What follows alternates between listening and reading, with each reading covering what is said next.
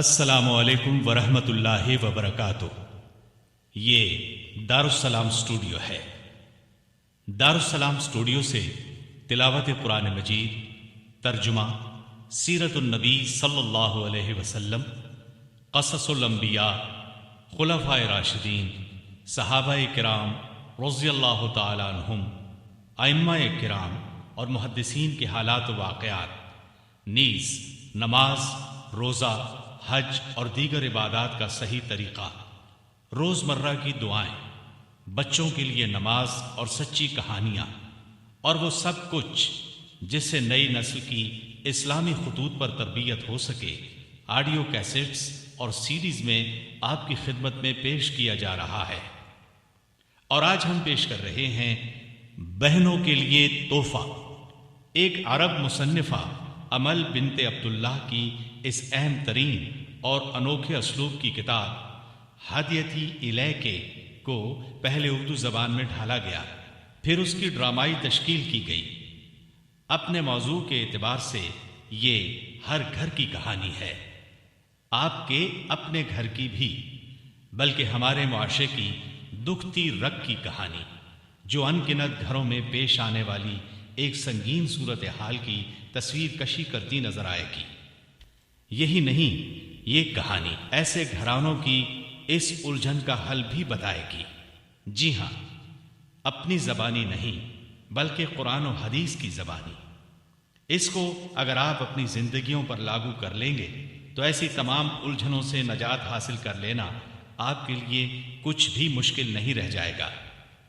لیجئے سماعت فرمائیے دارالسلام اسٹوڈیو سے بہنوں کے لیے تحفہ۔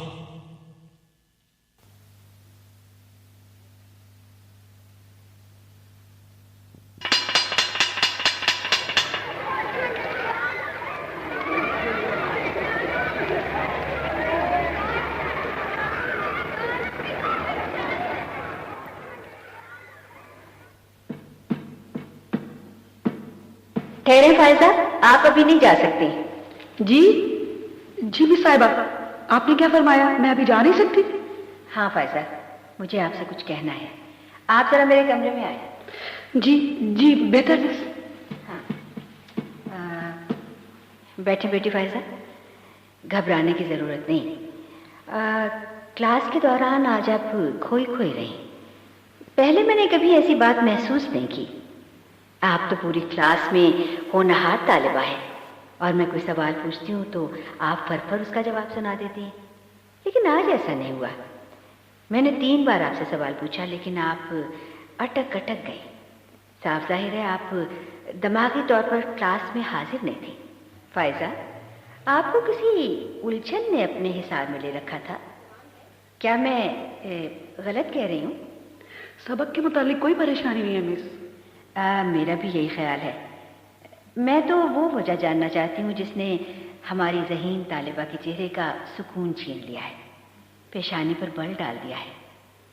یہ اڑی سی رنگت کسی خاص بات کا پتہ دے رہی ہے۔ وہ میں کیا بتاؤں مس صاحبہ، میں کیسے بتاؤں؟ نہیں، گھبرانے کی ضرورت نہیں، جو بات بھی ہے کھل کر بتا دیں۔ اوہو، میں آپ کی ہمدرد ہوں، رازداری کا بھی وعدہ کرتی ہوں۔ اوہو، آپ تو رونے لگی۔ میں بھلا آپ کو سب کیسے بتا سکتی ہوں آپ کو؟ کیوں؟ حیا اڑے آتی ہے؟ سنیں فائزہ بیٹی، میں آپ کو یقین دلاتی ہوں، ایک سہیلی کی طرح آپ کی بات سنوں گی اور ایک ماں کی طرح آپ کی پریشانی دور کرنے کی کوشش کروں گی۔ آپ بتائیں بھی تو بیٹا۔ مس جی بہتر، بتاتی ہوں۔ مجھے اپنے گھر کے افراد کے ساتھ ایک شادی میں جانے کا اتفاق ہوا۔ وہاں اتفاق سے ایک نوجوان مجھ سے ٹکرا گیا۔ سوری۔ میں نے خلاقاً کہا کوئی بات نہیں۔ وہ مسکرایا اور کہنے لگا، یقین جانیے محترمہ، میں جان بوجھ کر نہیں ٹکرایا، جیسا کہ آج کل کے چھچورے لڑکے لڑکیوں سے ٹکراتے پھرتے، بس بے خیالی میں ایسا ہو گیا۔ آپ یقیناً یہی خیال کر رہی ہوں گی کہ میں جان بوجھ کر ٹکرایا ہوں۔ میں نے ایسی کوئی بات نہیں سوچی۔ آپ بہت اچھی ہیں، بہت صاف دل ہیں، آپ کا بہت بہت شکریہ۔ پھر یہ کہہ کر وہ آگے بڑھ گیا۔ مس صاحبہ، اس کی گفتگو نے مجھے بہت متاثر کیا. الفاظ سے خلوص ٹپکتا ہوا محسوس ہوا. نہ جانے کیوں مجھے اپنا دل اس کی طرف مائل ہوتا ہوا محسوس ہوا. میں نے خود اس سے کوئی بات کہنے کی کوشش نہیں کی. اچھا، اور اس کے بعد آپ کو اس کا فون آیا ہوگا، ہے نا؟ جی جی، یہ کیسے جان لیا آپ نے؟ اس کے بعد یوں ہی ہوتا ہے پیاری بیٹی. آپ کے ساتھ کوئی انوکھا واقعہ نہیں ہوا. آپ بے دھڑک پوری بات بتائیں مجھے. جی اچھا، آپ کے الفاظ مجھے عجیب سا حوصلہ عطا کر رہے ہیں. میں یوں محسوس کر رہی ہوں جیسے آپ سے زیادہ اس وقت میرا کوئی ہمدرد نہیں. خیر سنیے، پہلے روز اس کا فون آیا. سچ بات یہی ہے کہ اس کی گفتگو میں مجھے کوئی خرابی محسوس نہ ہوئی. پھر تو قریب قریب روز ہی فون آنا شروع ہو گیا. عجیب بات ہے، وہ فون اس وقت کرتا تھا جب میں عام طور پہ گھر میں تنہا ہوتی تھی. اچھا. یا دوپہر کے وقت جب گھر کے افراد سوئے ہوتے تھے. حقیقت یہ ہے کہ مجھے خود اس کے فون کا انتظار رہنے لگا تھا. کہتی جائیں، میں سن رہی ہوں. پھر تو ہم فون پہ لمبی لمبی باتیں کرنے لگے. رات گئے تک گفتگو کا سلسلہ جاری رہا. چند روز قبل اس نے کہا، فائزہ، کسی نہ کسی طرح مجھ سے ملاقات کرو تاکہ ہم شادی کے بارے میں بات کر سکیں. بھلا یہ کیسے ممکن ہے؟ شادی سے پہلے ایک آدھ ملاقات کی شریعت اجازت دیتی ہے. میں خود میں اتنی ہمت نہیں پاتی کہ گھر سے نکل کے تم سے ملاقات کروں. تب اس نے اپنی محبت کا واسطہ دیا، لیکن میں ہمت نہ کر سکی. اس کے بعد 3 دن تک اس کا کوئی فون نہیں آیا. گزشتہ رات پھر فون آیا اور اس نے کہا، اگر تم نے آج مجھ سے ملاقات کے بارے میں نہ بتایا نا تو میں تم سے ہمیشہ کے لیے ناراض ہو جاؤں گا. ہاں، اور اسی بات نے آپ کو پریشان کر رکھا ہے. یہی بات ہے نا بیٹا؟ جی ہاں، یہ بھی پریشانی کی بات ہے. لیکن اصل وجہ یہ ہے کہ مجھے شک گزرتا ہے کہ ہمارے تعلقات کا علم جو ہے وہ میرے گھر والوں کو بھی ہو گیا ہے. اچھا. میں نے ساری بات آپ کو اپنا سمجھ کر بتا دی ہے. اب آپ بتائیں میں کیا کروں؟ آپ فکر نہ کریں بیٹا، یہاں یہ ساری بات نہیں ہو سکتی. آپ ایسا کریں، آج شام میرے گھر آئیں. اپنے بھائی سے کہیے گا، وہ آپ کو میرے گھر پہنچا جائیں گے. وہاں میں کھل کر بات کروں گی. اللہ کی مہربانی سے آپ کا مسئلہ حل ہو جائے گا. اور ہاں، ایک غلط فہمی میں بھی دور کر دینا چاہتی ہوں. شریعت نے شادی سے پہلے ملاقات کی نہیں، ایک نظر دیکھنے کی اجازت دی ہے. اچھی بات، میں چلتی ہوں، شام کو آ جاؤں گی. ٹھیک ہے. اللہ حافظ. اللہ حافظ.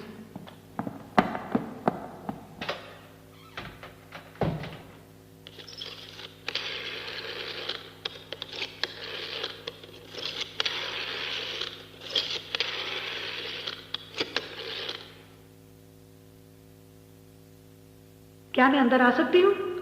ہاں آئیے فائزہ، آئیے. شاید میں غلط وقت پر آ گئی. یہاں تو آپ کے مہمان تشریف فرما ہے. میں پھر کسی روز آ جاؤں گی. آپ غلط سمجھیں. بیٹھ جائیں. مائی جنت، آپ مہمانوں کے لیے چائے لے کر آئیں. ہم چائے کے دوران اپنی بات کریں گے. فائزہ، آپ یہاں میرے ساتھ والی کرسی پر آ جائیں. ہاں بس یہ ٹھیک ہے.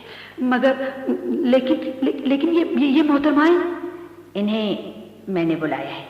بیٹا یہ میری دعوت پر آئی ہیں. پہلے میں تعارف کرا دوں. یہ فائزہ ہیں، میری ذہین ترین شاگردہ. بی بی جی، چائے حاضر ہے. ٹھیک ہے، شکریہ. آپ جائیں، مہمانوں کے لیے چائے میں خود بناؤں گی. جی اچھا.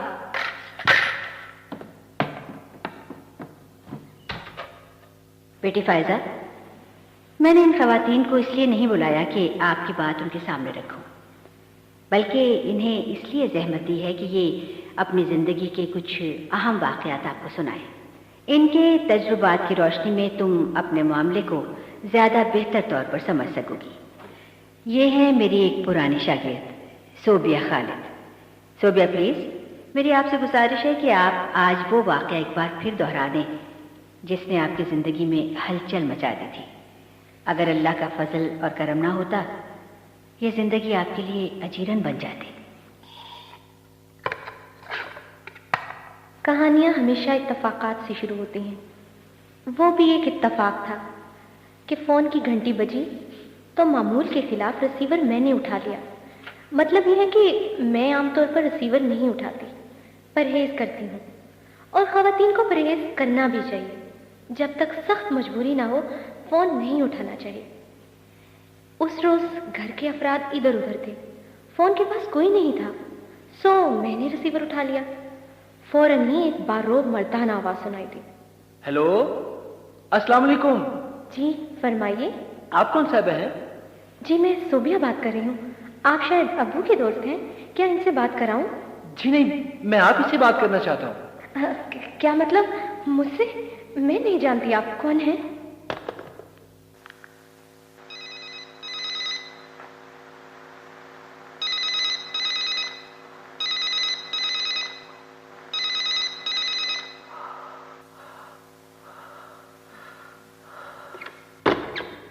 मोहतरमा, फोन बंद न कीजिएगा, गलती से रॉन्ग नंबर मिल गया था।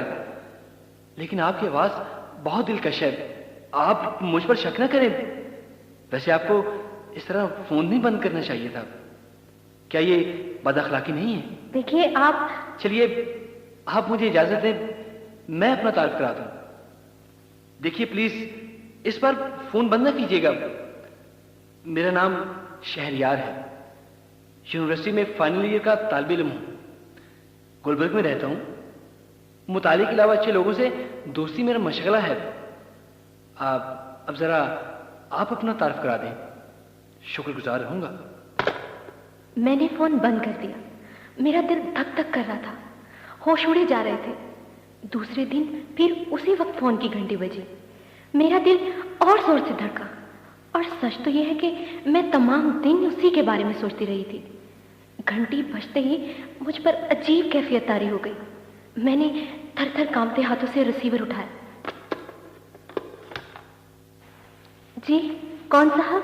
अल्लाह का शुक्र है, रिसीवर आपने उठाया। कल आपने फोन बंद कर दिया था।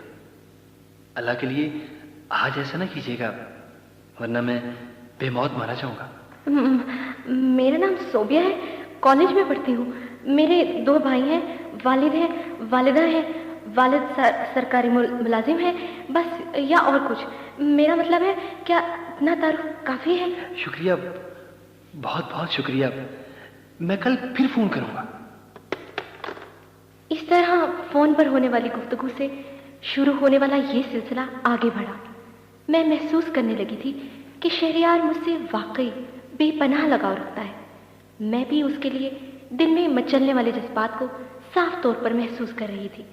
चुनाचे एक दिन उसने इजहार मोहब्बत कर दिया। वो बहुत चालाक था। जब उसका फोन आता और मेरे अलावा घर का कोई और फर्द रिसीवर उठा लेता तो वो नस्वानी आवाज मुंह से निकाल कर कहता, सोबिया से बात करा दे, मैं उसकी सहेली बात कर रही हूँ। मैं उसकी इस चालाकी पर बहुत हंसती। फिर एक दिन उसने कहा, देखो सोबिया, अब मुझसे नहीं रहा जाता। अब हमारी मुलाकात हो ही जानी चाहिए। नहीं शहरयार, बहुत मुश्किल है, मुझे डर लगता है, मैं ऐसा नहीं कर सकती। भाई इसमें डरने की कौन सी बात है? सहेली से मिलने का बहाना कर देना, मैं कॉलेज के बाद अपनी गाड़ी में इंतजार करूंगा। नहीं शहरयार, ये मुझसे नहीं होगा। ओहो सोबिया, मुझ पर भरोसा रखो, मैं कोई ऐसा वैसा लड़का नहीं हूं। बस मैं कल इंतजार करूंगा। अल्लाह मुझे माफ फरमाए, मैंने ऐसा ही किया। उसने अपनी गाड़ी का नंबर और रंग बता दिया था, क्योंकि मैं उसे पहचानती जो नहीं थी। कॉलेज से निकलकर मैंने फौरन उसकी गाड़ी को पहचान लिया और उसमें जा बैठी। जो ही गाड़ी में बैठी, मेरा ज़मीर मुझे मलामत करने लगा और घबराहट मुझ पर तारी हो गई। दूसरी तरफ शहरयार बहुत खुश था और मैं खौफ महसूस कर रही थी। वो खूबसूरत जरूर था, लेकिन उसके चेहरे पर मुझे एक शैतानी सी मुस्कुराहट नजर आ रही थी। गाड़ी में इधर उधर की सैर कराने के बाद एक घर के सामने उसने गाड़ी रोक दी।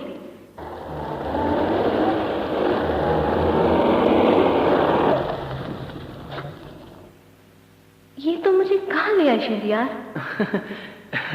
ये मेरे दोस्त का घर है, हम कुछ देर यहाँ बैठकर बातें करेंगे। आओ आओ, डरो नहीं। लेकिन यहाँ से गुजरने वाला हर फर्द मुझे अजीब नजरों से क्यों घूर रहा है शहरयार? ये कौन सी जगह है? और बताता हूँ। लो सोबिया, तुम इस कमरे में बैठो, मैं अपने दोस्त से मिलूं जरा। इस कदर सजा सजाया कमरा, ऐसे कमरे तो दुल्हनों के होते हैं ना? ओहो, तुम बैठो भी, मैं अभी आया। शाबाश, डरने की जरूरत नहीं है। अजीब सा लग रहा है यहाँ सब कुछ। اوہ، یہ تو ساتھ والے کمرے سے شہریار کی آواز آ رہی ہے۔ دبی آواز میں یہ کیا کہہ رہا ہے؟ درمیانی دروازے سے لگ کر سننا چاہیے۔ دیر نہ کرو خالہ، میں اس کے 50,000 سے کم نہیں لوں گا۔ بہت زبردست لڑکی ہے۔ مالک، یہ میں کہاں پھنسی؟ بھاگ صوفیہ، یہاں سے بھاگ۔ مالک، پھر کیا ہوا؟ بس ہونا کیا تھا، اللہ نے بہت مہربانی کی کہ میں نے ان کی باتیں سن لی۔ میں دبے پاؤں وہاں سے نکل آئی اور باہر نکلتے ہی بھاگ نکلی۔ قسمت اچھی تھی کہ چند گلیوں میں چلنے کے بعد ایک سڑک پر آ گئی، وہاں سے ایک رکشہ پکڑا اور گھر آ گئی۔ رات کو شہریار کا فون آیا، اس نے مجھے دھمکی دی کہ وہ مجھے اغوا کرے گا اور میرے والدین کو بتا دے گا کہ میں دن بھر کہاں رہی۔ یہ سن کر میں سخت پریشان ہوئی۔ میں نے اپنی پریشانی محترمہ ٹیچر صاحبہ سے بیان کی۔ شہریار نے فون کر کے میرے والدین کو بھی مجھ سے بدظن کر دیا تھا۔ یہ ٹیچر ہی تھیں جن کی وجہ سے ان کی بدظنی دور ہوئی۔ والد صاحب نے فون کا نمبر تبدیل کروا لیا۔ اس طرح مجھے اس جھنجٹ سے نجات ملی۔ فائزہ بیٹا، آپ نے صوبیہ کی کہانی سنی، اب دوسری خاتون سے ملیں۔ یہ محترمہ میری ایک شاگرد کی والدہ ہے۔ ان کی داستان غم بھی سننے سے تعلق رکھتی ہے۔ محترمہ، آپ سے گزارش ہے پوری کہانی بیان کریں۔ یہ آج سے چند برس پہلے کا واقعہ ہے۔ ایک خاندان کی تقریب میں ہماری بیٹی کا رابطہ ایک نوجوان سے ہو گیا۔ ہم اس نوجوان کے بارے میں بالکل لا علم رہے۔ اپنی بچی کو کبھی کبھی چورے چھپے کچھ لکھتے ضرور دیکھا تھا ہم نے۔ اس وقت ہم یہ خیال کرتے رہے کہ اپنی کسی سہیلی کو خط لکھ رہی ہوگی۔ ایک صبح ہماری بیٹی غائب ہو گئی۔ رسوائی کے خوف سے ہم کسی کو کچھ بتانے کے قابل بھی نہیں تھے۔ ابھی ہم پولیس میں رپورٹ درج کرانے کے بارے میں سوچ ہی رہے تھے کہ وہ انتہائی بری حالت میں گھر پہنچی۔ وہ کسی بھی طرح کچھ بتانے کے لیے تیار نہیں تھی۔ اسے ڈرایا گیا، دھمکایا گیا، لیکن اس نے زبان نہ کھولی۔ اور دوسری روز اس نے بجلی کی ننگی تار کو چھوڑ دیا اور خودکشی جیسا حرام کام کر گزری۔ اس کا یہ اقدام بتا رہا تھا کہ اس پر کیا قیامت گزر چکی ہے۔ جس بھیڑیے نے یہ کام کیا تھا اس کی خطوط اس کے کمرے سے مل گئی۔ اس وقت ہمیں پتہ چلا وہ چوری چھپے اس بد کردار کو خط لکھا کرتی تھی۔ ہم نے پولیس کو اطلاع دی، اسے گرفتار کر لیا گیا۔ تفتیش سے معلوم ہوا کہ اس درندے نے اس سے پہلے بھی کئی لڑکیوں کو بہلا پچھلا کر محبت کا دھوکہ دے کر ان کی زندگیاں برباد کی تھیں۔ ان بچیوں کے والدین تو غیرت کی خاطر خاموش رہے، لیکن میں کیا کروں گی خاموش رہ کر، جب میری بچی اس دنیا میں نہیں رہی، عبرت کے لیے ہر ماں باپ اور اس قسم کے حالات کا شکار ہر بچی کو اپنی کہانی سنانے کے لیے تیار رہتی ہوں، تاکہ کسی دوسری ماں پر وہ کچھ نہ گزرے جو مجھ پر گزر چکی ہے۔ کسی کی بیٹی ایسے گناہ کا ارتکاب نہ کرے جو میری نادان بیٹی نے کیا۔ میرے مالک، یہ کیا ہوا؟ ادھر دیکھیں فائزہ، یہ میری تیسری مہمان ہے، ان کی کہانی بھی سننے کے لائق ہے۔ جی میں ہمتن گوش ہوں، ایک ایک لفظ غور سے سن رہی ہوں۔ سنو بیٹی، میں ایک بد نصیب عورت ہوں۔ یہ بد نصیبی میری اپنی غلطی کا نتیجہ تھی۔ یہ داستان اس وقت شروع ہوئی جب اپنے محلے کے ایک نوجوان کے اشاروں کنائیوں کو محبت سمجھ بیٹھی۔ پھر وہ مجھے فون کرنے لگا، بہانے بنا بنا کر ہمارے گھر بھی آنے لگا۔ اس طرح ہم میں تعلق بڑھا۔ ہمارے تعلق کا علم گھر والوں کو ہو گیا۔ والدین نے مجھے بہت سمجھایا، لیکن میں اس سے شادی پر اڑ گئی، اور اس کی یہی وجہ تھی میں बेहुदा किस्म के नावल पढ़ा करती थी, अफसाने पढ़ती थी, टीवी देखती थी, वीसीआर पर फिल्में देखती थी। इन शैतानी चीज़ों ने मुझे ख्याली दुनिया का इंसान बना दिया। मैं यही समझती थी मोहब्बत का ये रूप ही असल रिश्ता है। वालिदैन ने भी महसूस कर लिया कि अगर उन्होंने मेरी जिद न मानी तो कहीं मैं उनकी रुसवाई का सबब न बन जाऊं। चुनाचे हमारी शादी हो गई। ओह, इसके बाद क्या हुआ? हाँ बेटी, सुनती जाओ। चंद माह बाद ही मेरे महबूब शौहर साहब ने अपना असल रंग दिखाना शुरू किया, पर पुर्जे निकालने लगा। वो बहुत दिल फेंक किस्म का आदमी वाक़ हुआ था। उसके जिन इशारों कनायों पर मैं फरेफ्ता हुई थी वो तो उसकी फितरत में शामिल थे। वो सिर्फ मेरे लिए नहीं थे। मैंने उसे उसके वो जुमले याद दिलाए, वादे याद कराए। वो सुनकर हंसा और कहने लगा, वो तमाम जुमले और वादे तो फला फला फिल्म और ड्रामे के थे। ये दुनिया तो बस एंजॉय करने के लिए है।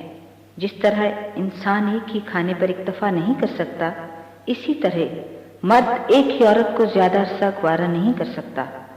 उसे तो भंवरे की तरह हर फूल का रस चूसना चाहिए। दरअसल वो बहुत वाहियात किस्म का इंसान था। वो दूसरी लड़कियों को घर लाने लगा।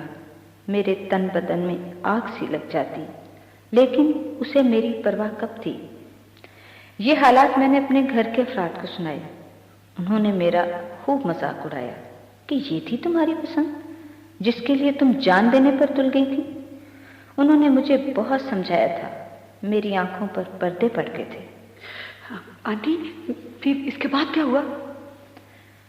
ये टीचर साहब हमारी मोहल्लेदार हैं।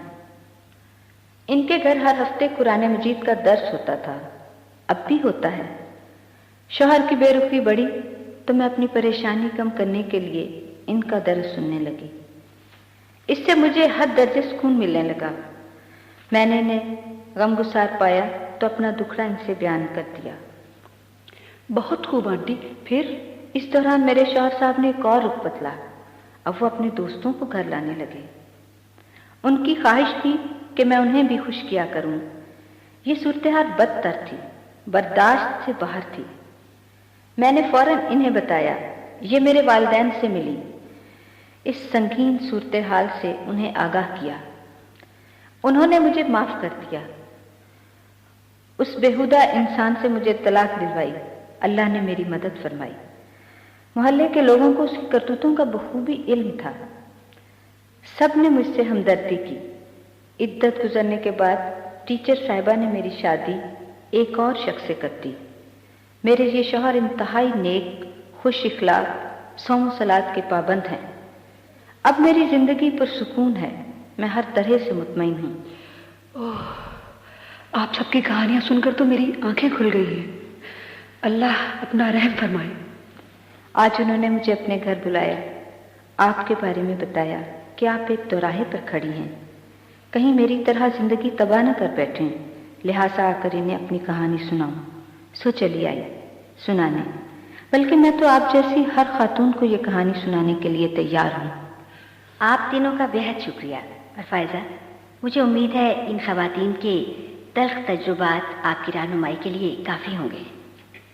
जी हाँ, बिल्कुल। लेकिन मैं एक दो बातें पूछना चाहती हूँ। ज़रूर, क्यों नहीं, ज़रूर पूछें बेटा। क्या इस तरह के सभी वाक़यात में नाकामी ही होती है, कोई कामयाबी नहीं होती? फैज़ा, आपके सवाल का जवाब ये मोहतरमा देगी। ये माहिर नफ्सियात है। जी हाँ, क्यों नहीं, इसीलिए तो आई हूँ। मेरा तजर्बा और इल्म आपके सवाल का जवाब नफ़ी में देता है। इसकी चंद वजूहात हैं। जब मर्द और औरत अपने माहौल से बगावत करके एक दूसरे को अपनाते हैं तो दोनों एक दूसरे से बहुत ज़्यादा उम्मीदें वाबस्ता कर लेते हैं। औरत ख्याल करती है इसने मर्द की मोहब्बत की खातिर अपना सब कुछ कुर्बान कर दिया है, इसलिए इसका ज़्यादा हक है। इसकी मोहब्बत की कदर दुनिया की हर चीज़ से ज़्यादा होनी चाहिए। दूसरी तरफ मर्द भी ऐसा ही सोचता है। इस तरह दोनों एक दूसरे से हकूक़ हासिल करने की तगोदौ में रहते हैं, जबकि हकूक़ अदा करना वो अपनी मोहब्बत की तौहीन समझते हैं। इस खुदगर्जाना ज़हनियत से इनके दरमियान छोटी छोटी बातों पर नोक झोंक होने लगती है। नोक झोंक फिर झगड़ों की सूरत इख्तियार कर लेती है। नतीजा तलाक की सूरत में निकलता है। यही वजह है कि हमारे मुल्क में घर से भाग कर या वालिदैन की नाराज़ी मोल लेकर जो शादियाँ की जाती हैं वो मुश्किल ही कामयाब होती हैं। کامیابی کا تناسب آٹے میں نمک کے برابر ہے۔ بالکل ایسا ہی۔ پھر ایک اور وجہ سے بھی ایسی شادیاں ناکام ہوتی ہیں۔ بعض شکی مزاج شوہر خیال کرنے لگتے ہیں جو لڑکی اپنے ماں باپ بہن بھائیوں کی عزت کو لات مار کر محض چند دنوں یا چند ماہ کی آشنائی کے بعد بھاگ کھڑی ہوئی، وہ ضرور بدچلن ہوگی، وہ میرے ساتھ کس طرح پاک باز رہے گی۔ ایسے مرد احساس کمتری کا شکار ہوتے ہیں، یا وہ اپنی بیوی کے مقابلے میں شکل صورت کے لحاظ سے کمتر ہوتے ہیں۔ وہ اس منفی سوچ کا بہت جلد شکار ہو جاتے ہیں۔ وہ بات بے بات بیوی پر شک کرتے ہیں۔ مثلاً کوئی فون آ جائے گا تو وہ سوچیں گے اس کے تو سارے رشتہ دار اس سے ناراض ہیں، اب فون کس کا آیا ہے۔ اس کی اس مزاجی کیفیت سے بیوی چڑ جاتی ہے اور یوں معاملہ بگڑتا چلا جاتا ہے، بات بنائے نہیں بنتی۔ بالکل بجا فرمایا آپ نے۔ جی ہاں، ایک تیسری وجہ بھی سنیے۔ اگر مرد کی مالی حالت اچھی نہ ہو یا وقتی طور پر تو ٹھیک ہو، لیکن بعد میں اخراجات بڑھ جانے سے مالی دشواریاں پیدا ہو جائیں تو دونوں کی محبت کا بہت جلد خاتمہ کر دیتی ہیں۔ خاندان میں تو ان کی مدد کرنے والا کوئی ہوتا نہیں۔ دوست احباب بھی آہستہ آہستہ قرض دے دے کر تنگ آ جاتے ہیں، ان سے منہ موڑ لیتے ہیں۔ اس طرح معاملہ اور بگڑنے لگتا ہے۔ یہی وہ وقت ہوتا ہے جب دونوں کو اپنی حماقت کا احساس شدت سے ہونے لگتا ہے۔ پھر حالات کی رخ اختیار کرتے ہیں۔ عورت مرد کو تانا دیتی ہے، اخراجات پورے نہیں کر سکتے تو شادی رچانے کی کیا ضرورت تھی۔ اس پر مرد کہہ اٹھتا ہے تم نے بھی تو کہا تھا تنگی ترشی ہر حالت میں ساتھ دوں گی، لیکن اب تمہیں اپنے فیشن اور چٹور پن سے زیادہ محبت ہے۔ محبت کی یہ تصویر کس قدر بھیانک ہے۔ ابھی اور سنو فائدہ۔ ایسے میاں بیوی کبھی کبھی جرائم پیشہ بن جاتے ہیں۔ وہ نہ صرف خود کو برباد کرتے ہیں بلکہ معاشرے میں انارکی اور غلاظت پھیلانے کا سبب بھی بنتے ہیں۔ آپ نے بالکل ٹھیک فرمایا، ایسی مثالیں سامنے آئی ہیں۔ پھر ایک اور مسئلہ بھی ہے۔ بعض اوقات ایسے میاں بیوی یا دونوں میں سے کسی ایک کی اپنے والدین سے صلح ہو جاتی ہے۔ عام طور پر مرد کے گھر والے ایسا کرتے ہیں اور یہ اپنی بہو کے بارے میں دلوں میں کدورت رکھتے ہیں۔ خیال کرتے ہیں کہ اس نے ان کے بیٹے کو بہکایا، ان سے چھینا۔ بعض گھرانوں میں ماں پہلے ہی طے کر لیتی ہے کہ بیٹے کا رشتہ فلاں عزیزہ سے کروں گی، لہٰذا وہ بیٹے کی پسند کو کسی طرح قبول نہیں کرتے۔ بہت جلد لڑکی کا جینا حرام کر دیتی ہیں۔ اب یا تو لڑکی اس گھر میں بدترین زندگی بسر کرتی ہے یا پھر طلاق تک نوبت پہنچتی ہے۔ مطلب یہ کہ دنیا ان کے لیے جہنم کا نمونہ بن جاتی ہے۔ مجھے دنیا گھومتی ہوئی محسوس ہو رہی ہے۔ یہ اچھا ہے۔ اور سنیں، ایسے میاں بیوی اکثر بے یار و مددگار ہوتے ہیں۔ ان کے عزیز رشتہ دار مشکلات میں ساتھ نہیں دیتے۔ اس وقت محبت کی یہ شادی پوری طرح جنجال محسوس ہوتی ہے۔ ان باتوں سے بخوبی اندازہ لگایا جا سکتا ہے کہ محبت کی شادیاں ناکام کیوں ہوتی ہیں۔ اس میں شک نہیں، آپ کی باتوں نے میری آنکھیں کھول دی ہیں۔ آپ نے جس ہمدردی اور خلوص سے اپنے تجربات بیان کیے ہیں اس کے لیے میں آپ کی شکر گزار ہوں، لیکن ایک سوال پوچھے بغیر نہیں رہ سکتی۔ ہاں ضرور پوچھیں فائزہ، ہم یہاں اسی لیے تو جمع ہوئی ہیں، آپ کے ذہن میں کوئی الجھن نہ رہے، کوئی سوال نہ کھٹکے۔ سوال یہ ہے کہ یہ محبت کیا چیز ہے؟ اللہ تعالیٰ نے جن سے مخالف میں جو کشش رکھی ہے وہ تو فطری ہے۔ اس کشش میں اگر خلوص شامل ہو جائے تو کیا یہ محبت کے زمرے میں نہیں آتا؟ مجھے اندازہ تھا فائزہ آپ اس قسم کا کوئی سوال پوچھیں گی۔ یہاں ایک اور تجربے کار خاتون موجود ہیں، آپ کے سوال کا جواب وہ دے گی۔ یہ ایک بڑی جامع کی معلمہ ہے، دین کا وسیع علم رکھتی ہے۔ جی ہاں، کیوں نہیں، عرض کرتی ہوں۔ بیٹی فائزہ، بات دراصل یہ ہے کہ ماں باپ، بہن بھائیوں، عزیز رشتہ داروں اور دوست احباب میں جو محبت اور تعلق ہوتا ہے وہ کبھی متنازع نہیں بنتا۔ مسئلہ صرف اسی محبت سے پیدا ہوتا ہے جس کے متعلق آپ نے سوال کیا۔ دراصل یہ انسان کے جنسی جذبات کا معاملہ ہے۔ جس طرح کھانا پینا، سونا، آرام کرنا انسان کی ضرورت ہے، اسی طرح جنس بھی ضرورت ہے۔ جنسی جذبے کی تسکین انسان کا حق ہے، لیکن جس طرح انسان کھانے پینے میں احتیاط کرتا ہے، کوئی زہریلی چیز نہیں کھاتا، بد ذائقہ چیز نہیں کھاتا، اسی طرح جنس کے معاملے میں احتیاط لازم ہے۔ بس اگر اس پہلو پہ انسان غور کر لے تو وہ سوال حل ہو جاتا ہے جو آپ کے ذہن میں پیدا ہوا۔ اب آپ پر یہ بات واضح ہو گئی ہوگی کہ اس محبت کا تعلق ایثار اور قربانی سے نہیں، صرف جنس سے ہے۔ اگر آپ میں سے کسی کو میری بات سے اختلاف ہے تو آگاہ کریں۔ محترمہ، اگر مرد اور عورت کی محبت کا تعلق صرف جنس سے ہے تو پھر محبوب کے لیے قربانی اور ایثار کی جو بے شمار داستانیں سننے میں آتی ہیں ان کی حقیقت کیا ہے؟ دیکھیے، میں نے یہ نہیں کہا کہ مرد اور عورت کے تعلق سے جو محبت وجود میں آتی ہے اس میں ایثار اور قربانی کا جذبہ نہیں ہوتا. یہ جذبہ تو دو چوروں کے درمیان بھی ہو سکتا ہے. دراصل جب کبھی انسان کسی دوسرے کے احسان تلے رہے گا اس کی نیک فطرت اسے قربانی پر ابھارے گی. یہی جذبہ اللہ سے تعلق کی بنیاد ہے. لیکن دیکھنا یہ ہے کہ جس بنیاد پر یہ محبت وجود میں آ رہی ہے وہ کیا ہے. مثلا والدین اور اولاد کے درمیان جو محبت ہے اس کی بنیاد والدین کے نزدیک یہ ہے کہ اولاد ان کے وجود کا حصہ ہے، ان کی نیک نامی، پہچان اور بڑھاپے میں سہارے کی باعث ہے. جبکہ اولاد کے لیے والدین سے محبت کی بنیاد یہ ہے کہ وہ ان کے وجود کا باعث بنے ہیں. ان کی پرورش اور تربیت کی ذمہ داری اللہ نے ان پر ڈالی ہے. اسی طرح مرد اور عورت کے درمیان تعلق کی اصل وجہ ایک دوسرے سے جسمانی اور روحانی سکون کا حصول ہے. قرآن کریم میں اس پہلو کو ان الفاظ میں واضح کیا گیا ہے: وَمِنْ آيَاتِهِ أَنْ خَلَقَ لَكُم مِّنْ أَنفُسِكُمْ أَزْوَاجًا لِتَسْكُنُوا إِلَيْهَا وَجَعَلَ بَيْنَكُمْ مَوَدَّةً وَرَحْمَةً. یعنی اللہ کی نشانیوں میں سے ایک نشانی یہ ہے کہ اس نے تمہاری جنس سے تمہارے لیے بیویاں پیدا کی تاکہ تم ان سے سکون حاصل کرو. اسی لیے تمہارے درمیان محبت اور رحمت پیدا کرتی. یہ سورہ روم کی آیت ہے. چنانچہ یہ بات طے ہے اور اس میں کسی کو اختلاف نہیں. قرآن کی شہادت آ جانے کے بعد اختلاف ہونا بھی نہیں چاہیے کہ ہر مرد اور عورت کے درمیان تعلق و محبت کی اصل بنیاد جنس ہے، اور جنس کی تسکین کے لیے ایک مسلمان کو ان تمام حدود و قیود کا پابند ہونا چاہیے جو اللہ تعالیٰ نے اس کے لیے مقرر کی ہیں. چنانچہ اس بارے میں اللہ اور اس کے رسول محمد صلی اللہ علیہ وآلہ وسلم کا فرمان یہی ہے کہ جنسی تعلق صرف اور صرف نکاح کے ذریعے استوار کیا جا سکتا ہے. مرد اور عورت کے درمیان محبت بھی نکاح کی بات ہی ہوتی ہے، نہ کہ نکاح سے پہلے. بات اب بالکل واضح ہو گئی ہے، اور وہ یہ کہ محبت کا اظہار دراصل مرد اور عورت کا ایک دوسرے سے جنسی راحت حاصل کرنے کا خوبصورت اظہار ہے. اور یہ ایک ایسی حقیقت ہے جس کا اقرار مسلم ہی نہیں غیر مسلم بھی کرتے ہیں.